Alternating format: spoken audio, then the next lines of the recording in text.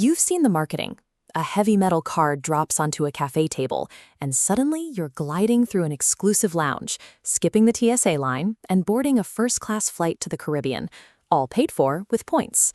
Banks distribute billions of dollars in these rewards every year. But they aren't charities. If everyone is taking free vacations, we need to look at who is actually paying for the jet fuel. This chart shows how the system has scaled. Since 1990, the volume of consumption spending on credit cards has climbed steadily. Today, 90% of all money spent on cards flows through rewards programs, turning a banking product into a primary economic driver. The engine is simple. When you buy $100 in groceries, the merchant pays a processing fee, usually around 2%. To cover that cost, businesses raise their prices to $102 for every customer. $2 flows to the bank, and the bank kicks back $1 to the premium card holder as a reward. This creates a zero-sum game. Every time you swipe, you are either extracting value from that invisible price markup, or you are the one actively subsidizing someone else's vacation. Data from the Federal Reserve Bank of Boston quantifies exactly how much money is moving. On this chart, the red bar represents households paying with cash or debit, while the green bar represents those using credit cards. Because cash users pay those retail prices without getting any points back, they lose money by default. On average, each cash-paying household loses $149 every year. Meanwhile, the card-using household extracts an average of $1,133. When you compare the two, you're looking at a net wealth transfer of nearly $1,300 from cash to card optimizers. The second funding source is interest. While many optimizers pay in full, those who carry a balance pay into a system that generated over $140 billion in revenue for banks in a single year. These profit margins are what allow rewards programs to exist. To win this game, you have to follow a strict set of rules to stay on the receiving side of that transfer without falling into the interest trap. The quickest way to lose is to chase points with money you don't have in the bank. If you leave a balance at the end of the month, the bank hits you with interest rates as high as 30%. That compounding math will instantly incinerate any value you gained from your points. Earning 2% back on a purchase while paying $20. If you are paying in full, the next tier involves premium travel cards.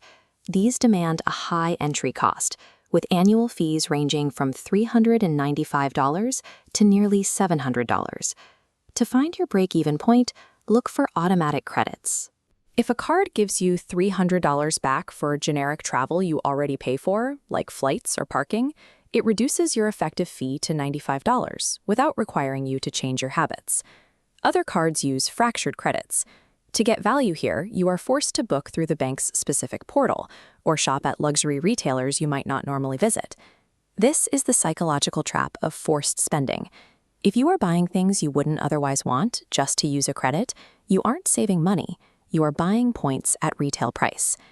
To justify the remaining fee, you need the 6-flight rule. Since a standard lounge visit is valued at $50, you reach break-even at 5 visits. The 6th flight is where the perks, including trip insurance and terminal comfort, start paying you back. However, if you fly direct, use airports without lounges, or fly less than 6 times a year, those high-tier perks deliver zero actual return on your investment. Premium cards only work if the credits and perks perfectly align with the travel habits you already have. For those who want more, there is churning.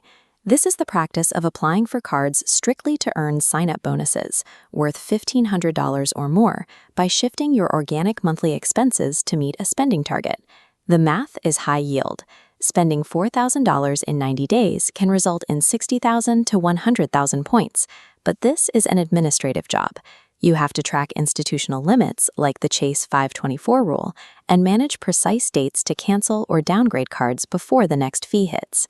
Each application causes a temporary 5 to 10 point dip in your credit score, but by increasing your total available credit, responsible churners often see their scores improve over time as their utilization ratio drops.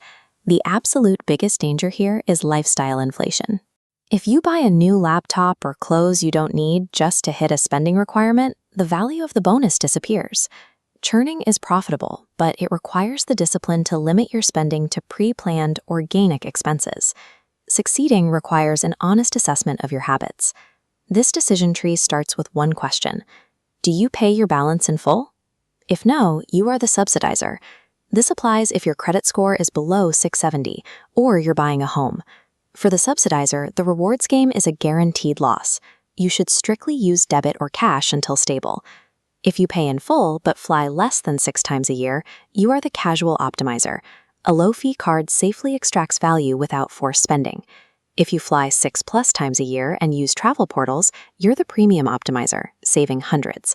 Finally, with high organizational skills and pre-planned purchases, you can move into churning. But be careful. Attempting the hacker path without the discipline to track every deadline will quickly turn you back into a subsidizer. This ecosystem capitalizes on human error and the prestige of a shiny metal card. Banks are betting your aspirations will override your math. To win, you must ignore the prestige, remove the emotion, and run the break-even math on the life you actually live, not the one in commercials.